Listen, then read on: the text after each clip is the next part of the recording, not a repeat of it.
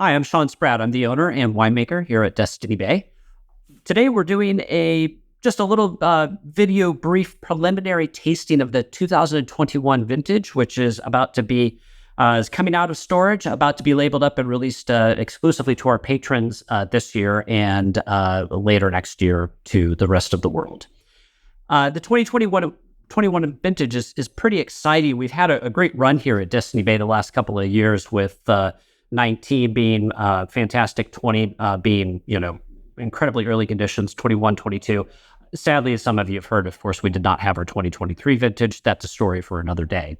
Let's talk about what things are going really well here. So 21, we saw some of the earliest ripening conditions that we'd ever seen, probably a product of those La Nina conditions that we've seen here in New Zealand for about the past 4 or 5 years, which means early bud break, early flowering fruit set, and a very early harvest. This was even earlier than 2020, if I recall, which would make it, but maybe only by a few days, making it, one of the earliest harvests we've ever seen in history at Destinae. Now, for those of you that are sort of curious, that usually is not a product of meaning a shorter growing season.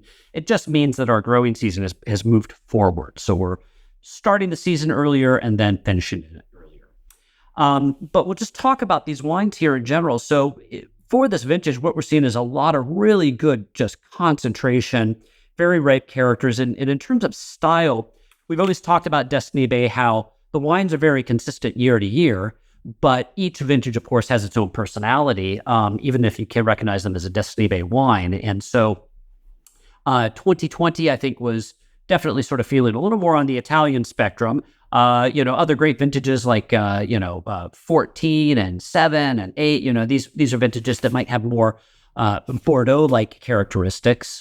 10, maybe even a little more California. And I have to say, having just tried these now, and I'll go through them here again, this really is, these wines are showing the elegance and refinement that we expect, but there is a ripeness and a richness here that is very much reminiscent to me of great California Cabernet, but from some of the more mountain districts or AVAs in California. So we're not talking about overripe, but we're talking about that really optimal ripeness and sweetness, something you might see from a ridge, vineyards, something maybe from Howell Mountain District or something like that. So that's a snapshot of the vintage. Getting into the wines here, first we've got the Destinae 2021. This is the blend on this. I don't have the exact details. You can see these on the website once we publish the tasting notes. It's about 37% Cab and 33% Merlot, with all the other varieties coming into play.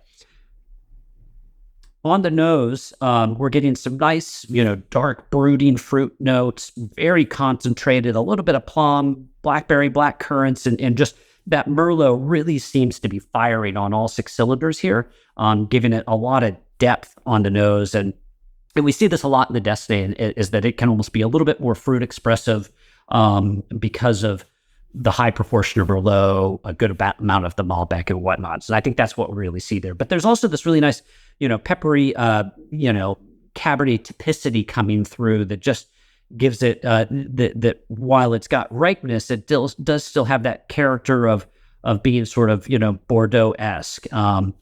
And, we're sort of seeing, graphite, pencil shavings, these kind of notes. But, there's some nice florality there, and that's, with a little touch of incense. So definitely not a Bordeaux vintage, definitely more in terms of its personality. I definitely say it's much more, Italy, California in that respects. And, feeling pretty happy with that. Yeah, it's just a lot of depth, great finish. Oak is looking really seamless. Very happy with how that's working this year. Moving on to the 2021 Mystae. So this is always a favorite blend of mine. It's meant to be a little bit of a mystery blend. We're sitting at sort of 53% Cabernet Sauvignon on this one, so we've upped it a bit.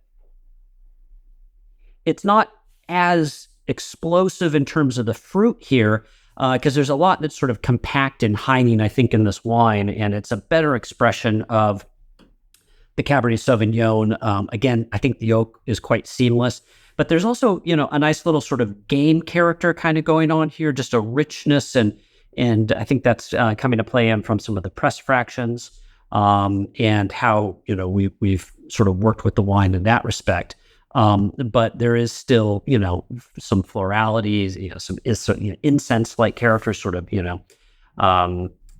amber, frankincense, something along that. On the palate,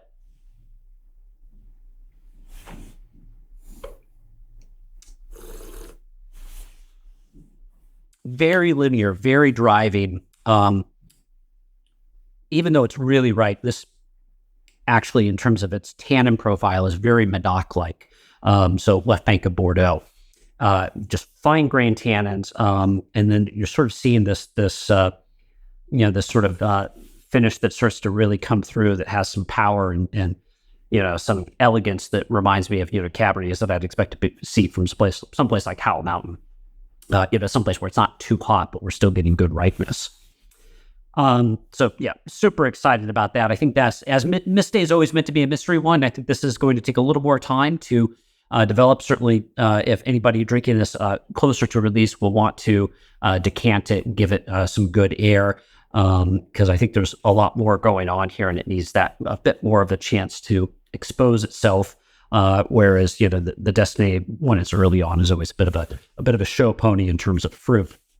Of course, finally moving on to the Magna Praemia. This year it was 72% Cabernet Sauvignon, and this one is just it's doing everything that we look for in Magna Praemia. There's a little bit of French vanilla on the nose there, but almost a creme brulee kind of character.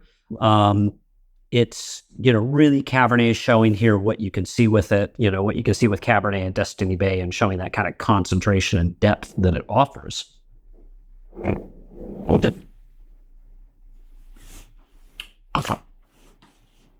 Cool. That's just on the palate. That's rich, seamless.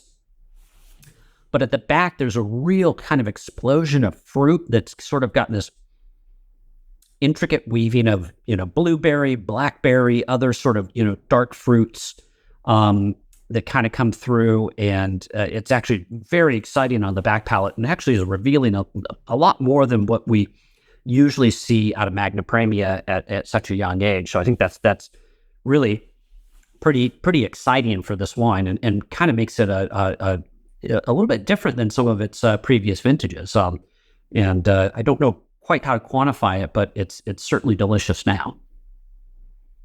Well, on the nose, we're sort of there's sort of this almost candy floss character and sort of a sweetness to it that in my tasting note I wrote here. The best description is it reminded me of the last time that I was lucky enough to have a bottle of Harlan Estate. And I think it was the Maiden, and it very much reminds me of a character that I tasted and smelled in that wine. So that's the wines here. Thanks for the time today to listen to us. So we hope that that's helpful for you. And for those of you who are patron members, you'll be seeing these arrive to you towards the tail end of this year. Thanks a lot for your time today.